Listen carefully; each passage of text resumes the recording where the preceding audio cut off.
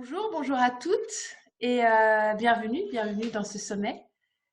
Et je suis ravie d'accueillir Claire Célestin. Et Claire, je vais te laisser te présenter et nous dire à toutes un petit peu ton parcours, qu'est-ce qui t'a amené à faire ce que tu fais aujourd'hui et, euh, et vers où tu vas. Bonjour Joël. Déjà, merci énormément pour cette invitation. Euh, alors, mon parcours, il est un peu bracadabresque. Disons que je pense que j'ai essayé de tester absolument tout ce que j'avais envie de tester. J'ai travaillé dans la restauration pendant un moment, j'ai travaillé en tant qu'animatrice sur divers centres aérés, sur des colonies, avec des enfants venant de secteurs défavorisés, beaucoup. Je travaillais avec des associations. Euh, j'ai essayé de faire une fac de droit. J'ai fait un BTS tourisme parce que j'ai essayé de créer mon agence de voyage. Tu as créé ton agence de voyage. Oui, c'est vrai, j'ai créé mon agence de voyage. C'est parce que ça n'a pas duré très longtemps. Du coup, j'ai fait un séjour à Barcelone et un séjour à Lisbonne.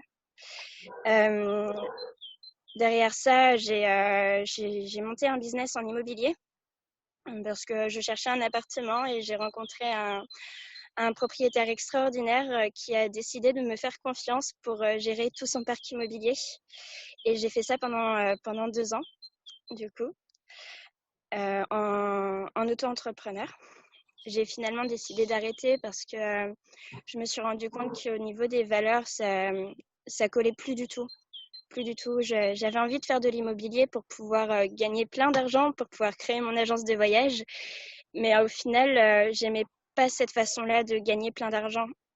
Et, euh, et là, j'ai rencontré Gaëtan qui m'a parlé énormément de l'écologie, de, de, de tout ce qui se passe en ce moment, en fait, dont on prend conscience de plus en plus.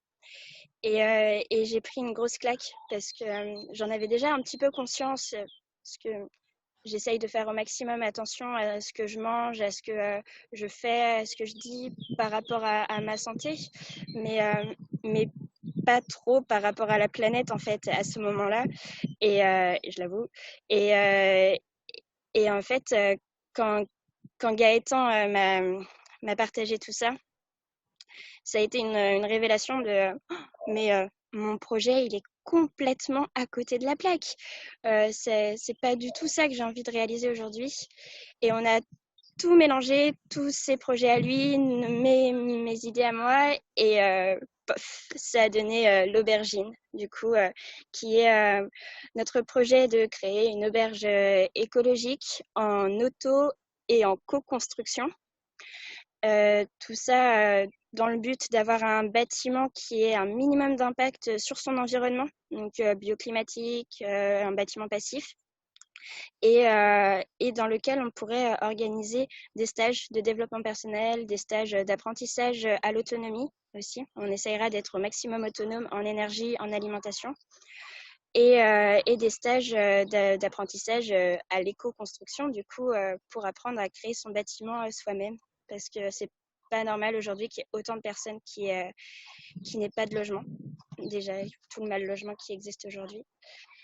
Et, euh, et donc là, on est en chemin pour cela. Voilà. Ouais. Donc, toi, tu as un parcours d'exploratrice, Un petit peu, ouais, oui. d'aventurière Mm. et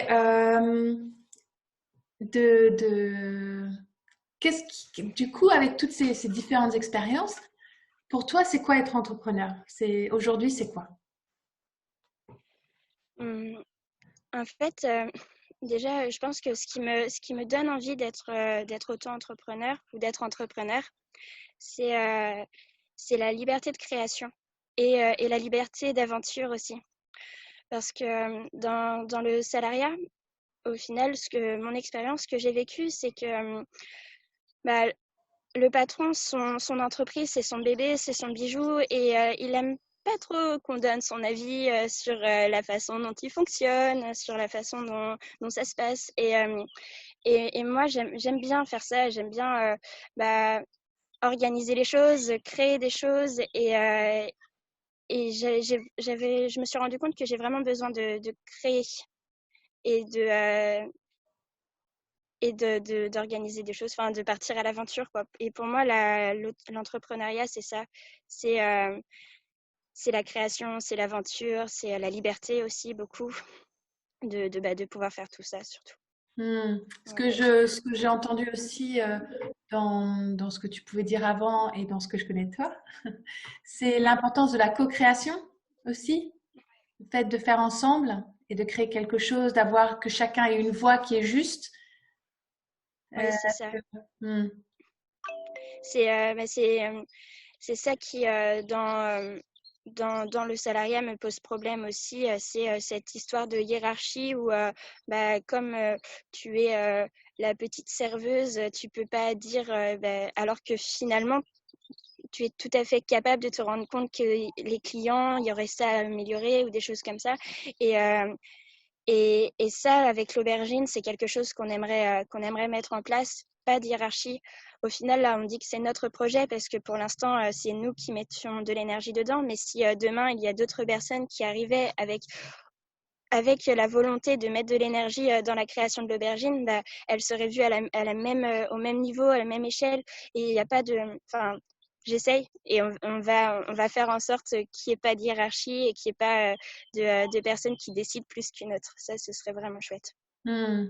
Sachant que dans une entreprise, il y a besoin d'un capitaine quand même, mais c'est vrai que dans ce que tu viens de partager là, euh, en tant que serveuse, par exemple, dans la restauration, en ayant un contact direct avec le client, toi, tu pouvais voir des choses que le restaurateur ne voyait peut-être pas. Et le fait que tu sois pas entendu et Oui, pas c'est ça. écouté, c'est ça. Du coup, ne empêcher l'entreprise d'arriver à une qualité qui aurait pu être là si tu étais écouté. Et donc, c'est ça que toi, tu as envie de Totalement. créer dans ton entreprise.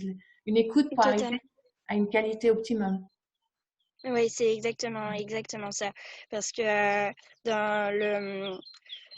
euh, Enfin, c'est sûr qu'il faut un capitaine, un leader pour mener un bateau, c'est toujours. Mais c'est juste que ce capitaine, c'est pas lui qui décide de tout. Juste, il mène la barque, mais il décide pas de tout. Il peut pas. Enfin, c'est impossible pour moi. Tu peux pas créer un lieu de partage, un lieu de création de liens, un lieu où chacun se sente bien si quelqu'un décide pour les autres. Enfin, je pense que tout le monde doit décider pour soi-même de ce qu'il a envie de faire dans son entreprise, en fait. Et quand tu es salarié d'une entreprise, bah, c'est aussi ton entreprise au final, parce que tu y mets toute ton énergie, tu y mets tout ton temps, et, et le fait que tu puisses pas décider du sort de ce que tu es en train de créer au final aussi à ton échelle, c'est pas normal. Enfin, c'est mon point de vue. Hmm. Point de vue tout à fait partagé par quand même pas mal d'entreprises qui maintenant créent ce modèle-là et qui sont efficaces, quoi. Et C'est vrai. dans ce parcours-là, euh, selon ta propre estimation, le succès et la réussite, tu pourras le mesurer comment? Ce sera à quel moment et comment tu Ce sauras? sera le moment où on ouvrira les portes de l'aubergine. Peu importe s'il y a du monde, mais si le jour où là, bah, on refera une vidéo comme ça et je serai dans l'aubergine, ça, ce sera une super réussite pour moi. Ce sera une vidéo en direct, hein, je serai avec toi. J'espère. J'espère que tu seras là, oui. Et, euh, Mm. et comment est-ce que dans ce processus-là, parce que tu es étudiante en même temps que créatrice, Mm. puisque tu suis cette formation en éco-construction, Oui. euh, et tu soutiens aussi plein d'autres projets. Comment est-ce que tu prends soin de toi dans ce processus-là? Ouais. C'est vrai que j'ai pas dit du coup que j'avais repris mes études au mois de septembre pour faire la formation d'ouvrière professionnelle en éco-construction. Et, et du coup, bah, le challenge de prendre soin de soi quand te retrouves en dehors de ta zone de confiance, de sécurité, de Confort? bah, confort. Merci. Euh, en fait, pour le coup, moi, ce que j'ai trouvé comme chose, c'est de me lever à 5 heures du matin. Parce que dans tous mes travails, tous mes projets, je faisais toujours en sorte de commencer plus tôt l'après-midi pour avoir toutes les matinées pour moi. Et ça m'est arrivé de faire du 7-7 en ne bossant que l'après-midi pour avoir du temps pour moi le matin. Et là, avec les cours qui commencent à 8h30, je me suis retrouvée un petit peu embêtée et je m'en suis rendu compte. J'ai mis un peu 2 bonnes semaines avant de me dire ah, c'est peut-être ça le problème. Mais je me suis rendu compte que j'avais vraiment besoin de temps pour moi. Du coup, le matin, j'essaye. Des fois, il y a quelques ratés, hein, mais c'est pas grave. Au final, c'est que j'ai juste besoin de dormir un petit peu plus à ce moment-là. Mais j'essaye de me lever à 5h, 5h30. Et à ce moment-là, je traite mes mails, je fais de la méditation, je prends mon petit déjeuner tranquillement. Je prends aussi le temps de passer du temps avec Gaëtan. Et, euh, et voilà, en gros, c'est 3 heures pour moi et pour nous dans la journée, quoi. Hmm. Donc, si j'entends bien, c'est moins le 5h30 que le fait de t'accorder ces 3 heures. C'est-à-dire que d'avoir ce temps-là que Oui, tu mets de côté et que du coup, tu organises en fonction de l'heure à laquelle tu commences. Tu c'est t'assures ça, que tu as ces 3 heures avant pour faire ce qui exactement. est important. Hmm. C'est exactement ça. Par exemple, bah, là, on avait rendez-vous à 11h. Et du coup, réveil à 8h. Et je sais que je vais avoir mes 3 heures de temps pour moi le matin. Hmm. Ouais. L'objectif, c'est d'arrêter de commencer tôt parce que c'est compliqué de se lever à 5 heures quand même. L'objectif, c'est d'être suffisamment autonome et maître de ton emploi du temps pour que voilà, tu puisses te lever à l'heure qui est juste pour toi, quoi, et non pas en fonction. Aussi, oui. Hmm. Exactement. Et pour, du coup, j'ai un peu répondu à la question, mais il y a peut-être des choses que tu as envie de rajouter. Par rapport à justement l'aubergine, toute la création de tous tes projets, les projets que tu co-gères, comment est-ce que tu en prends soin? Comment est-ce que tu mets ça dans ton emploi du temps? C'est aussi le matin?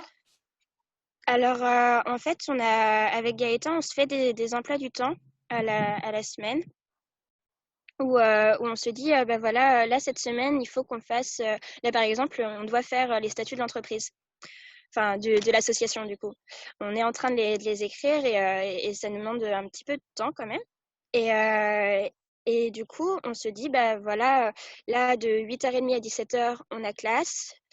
Donc de 17h à 18h, on a un laps de temps pendant lequel on peut travailler sur l'aubergine et on essaye vraiment de toujours le cadrer parce que sinon on fait ça tout le temps.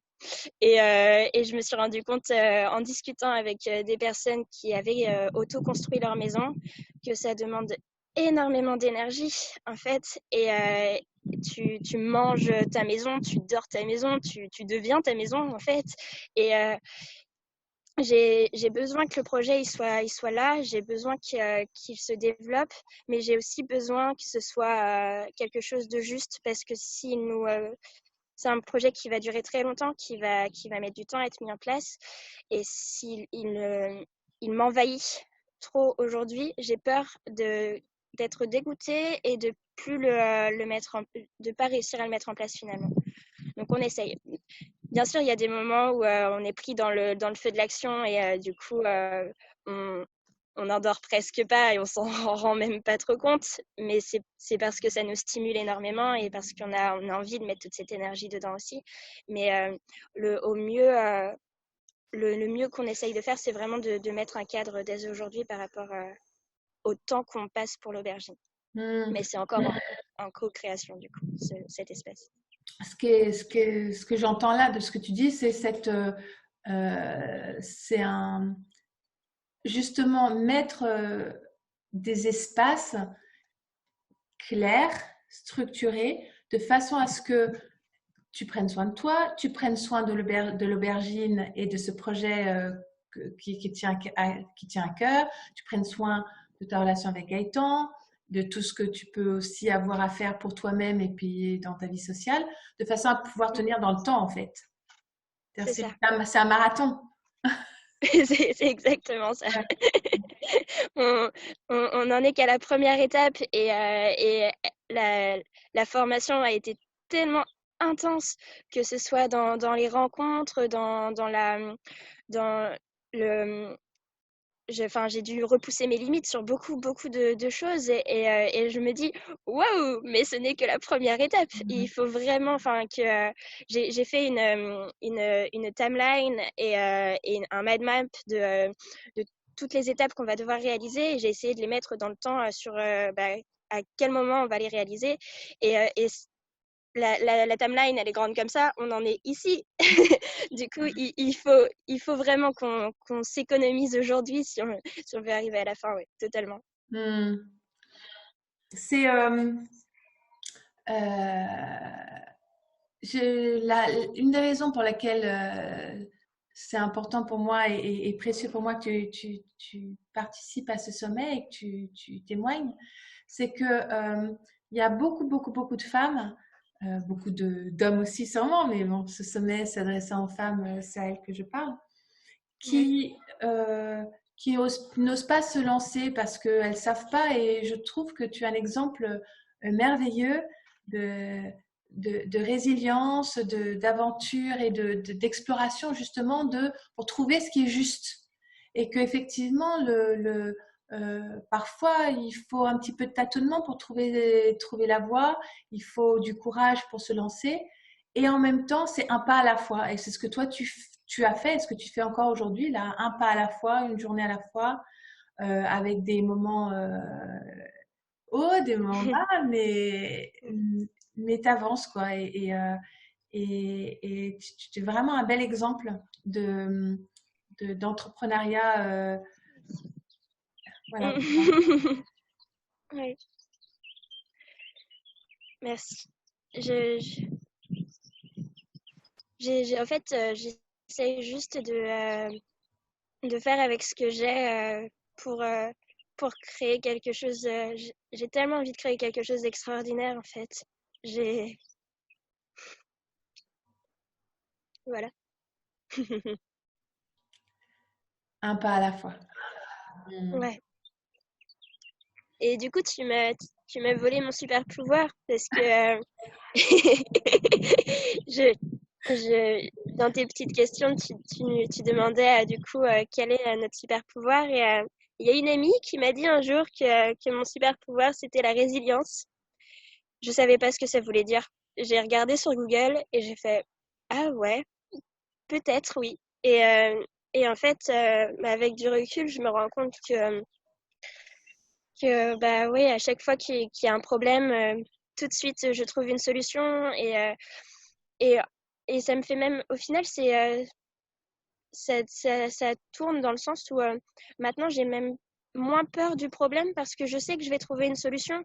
Du coup, comme j'ai ancré la croyance que je suis capable de trouver des solutions pour n'importe quelle situation, eh ben, je me mets dans n'importe quelle situation. Du coup, j'ai plus trop peur.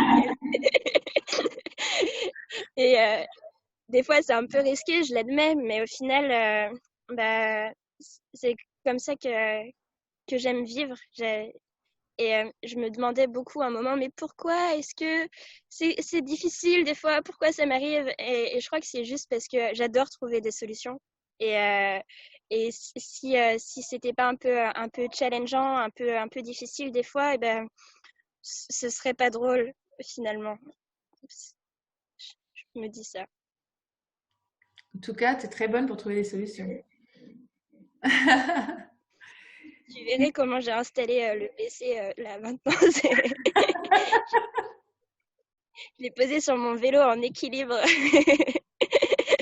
pour, pour avoir un peu d'intimité dehors. En tout cas, un très bel environnement dans lequel tu te trouves et c'est Ouais, très chouette, très ça fait cohérent du bien, aussi ouais. avec ce que tu partages. Mm. C'est un endroit que j'aime énormément. Tous les moments où j'ai besoin d'être un petit peu seule ou besoin de me concentrer ou juste besoin de sortir de chez moi, des fois, bah, j'aime beaucoup, beaucoup venir ici. On a un petit espace avec Gaëtan et là, ici, enfin, je peux montrer. C'est juste, ça fait du bien, quoi. En plus, c'est en fleurs en ce moment. Je m'y attendais pas quand je suis arrivée ce matin. Du coup, c'est trop chouette. Ouais, c'est très très chouette. Dis-moi, dans ta vie, euh, parmi toutes tes aventures et dans tout ce que tu as pu créer, quel est le plus grand défi que tu as rencontré qui s'est avéré être un de tes plus beaux cadeaux? Alors, le plus grand défi que j'ai vécu, c'est ma rupture familiale, du coup, Mhm. en 2012. Et c'est du coup, euh,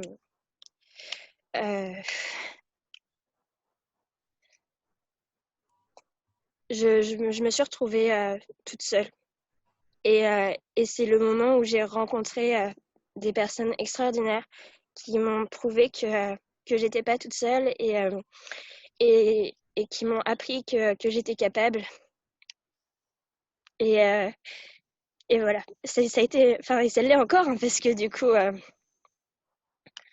c'est encore très, très, très présent finalement, même si c'était il y a 7 ans. C'est un défi. Et en même temps, bah, je pense que mon super pouvoir, il est né de ce moment-là. Et mon état d'esprit, il a grandi grâce à ça. Et il y a vraiment la Claire avant 2012 qui était dépressive, qui était suicidaire, qui n'allait vraiment pas bien. Et puis il y a la Claire après 2012 qui du coup s'est... Et là, aujourd'hui, je suis libre de partir à l'aventure. Et j'ai confiance en moi sur le fait que je suis capable de partir à l'aventure. Et j'ai trop, trop hâte de voir toutes les autres aventures qui vont arriver. Et, euh, et voilà, en gros, Hmm. ce défi. En tout cas, merci de ce partage. Merci beaucoup. Mm. Quand tu vas pas bien, du coup, tu fais comment? Alors, il y a différentes phases de pas bien. Il y a le pas bien où juste bah, c'est un petit coup de mou et bon, un petit morceau de chocolat et c'est reparti. Et, euh, et puis, euh, et puis il y a le pas bien où c'est la guerre. Et là, souvent, bah, j'appelle une très bonne amie pour tout lâcher, pour me sentir bien aussi, pour me sentir écoutée, entendue. J'ai énormément besoin de ça quand je me sens pas bien, de présence en fait et de soutien. Et après, souvent, ce que je fais, c'est que je me mets sous ma couette avec du chocolat et je joue aux Sims. Mais voilà. Et sinon, la plupart du temps, j'essaye de réagir avant d'en arriver à ce point-là, dans le sens où quand je sens que y a une situation où ça va pas me convenir, où je vais pas me sentir bien, et j'essaye d'en parler à là où les personnes concernées pour essayer de me repositionner par rapport à ça. J'essaye de, de faire des exercices de respiration, de méditation avant de me sentir submergée par mon émotion. Et quoi qu'il arrive, bah, si mon émotion elle arrive, ok, c'est pas grave. Et je suis encore en train d'apprendre à le faire, hein. Mais mais ça va aller. Quoi qu'il arrive, il va y avoir une solution derrière, en gros. Hmm. Tu mets ton super pouvoir, ta capacité de résilience et de trouver des solutions au service de toi-même à ce moment-là, quoi. Ouais, Hmm. c'est le moment où il est le plus utile, ce pouvoir, parce que c'est dans ces moments où émotionnellement, c'est vraiment compliqué à gérer et que, et ces moments de solitude aussi, parce que j'ai toujours tendance à me renfermer sur moi-même quand je me sens pas bien, vraiment très pas bien, parce qu'il y a cette étape où je parle aux autres, mais il y a une étape, enfin, c'est complexe, quoi. C'est les moments où on va pas bien, c'est toujours complexe. Et, euh, et ce super pouvoir, il est d'autant plus utile à ce moment-là ok, bah, ça va aller, quoi. Hmm. C'est juste une étape, et j'ai besoin de passer par cette étape-là aussi pour voir plus loin, quoi. J'essaye de voir ça. Et puis, le lendemain matin, c'est une nouvelle journée. C'est ça. Voilà. C'est ça. Si on arrive à la fin de cette conversation, qu'est-ce Mm. que toutes ces femmes-là qui parfois doutent ou qui sont en construction, qui sont en création, qu'est-ce que tu auras envie de leur dire? Mm. J'aimerais j'aimerais vous dire de tester, en fait. Juste prendre le temps d'essayer, sans forcément prendre trop de risques, mais essayer un tout petit peu. Et au final, c'est déjà se rendre compte que c'est possible. J'ai par exemple mon meilleur ami qui a une peur il a peur du social en fait. Il se sent pas bien dès qu'il y a trop de monde.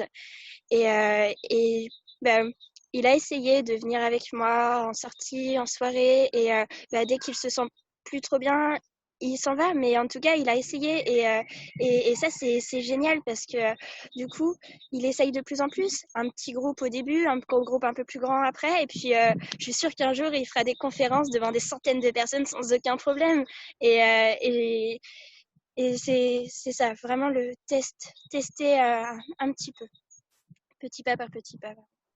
Petit pas par petit pas, ça fait des grands Ouais. pas. Ouais. C'est Puis ça. il y a tellement d'outils aujourd'hui qui sont là, de personnes qui se mettent en mouvement pour aider justement d'autres de se mettre en mouvement. Et il y a plein de choses qui existent, que ce soit sur YouTube, sur Facebook, en réel aussi, des applications qui permettent de partir à la rencontre d'autres personnes pour créer des choses différentes.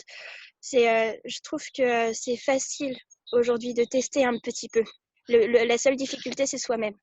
Et du coup, c'est ça il faut gérer, quoi, le C'est soi-même. ça. Transformez vos pensées, transformez vos croyances Ouais, et un petit pas à la fois. Et, ouais, et la vie se transforme. C'est ça? mm, Hmm. c'est ça. Écoute, je te remercie infiniment, Claire. Merci à toi. C'est un très bel exercice. Je te remercie. De parler de soi un peu face à l'inconnu, pour le coup, c'est une belle sortie de zone de confort. Pour le coup, là, On est c'est mon test du d'accord. jour. De toute façon, il y aura toutes les infos pour pouvoir te contacter, pour voir ton projet L'Aubergine, et puis tout ton blog, tout ce que tu fais pour avancer dans l'éco-construction, tout ce qui est participatif, et la façon dont chacun d'entre nous peuvent changer le monde un petit pas à la fois. Merci Claire. Merci à toi. Bisous. Au revoir.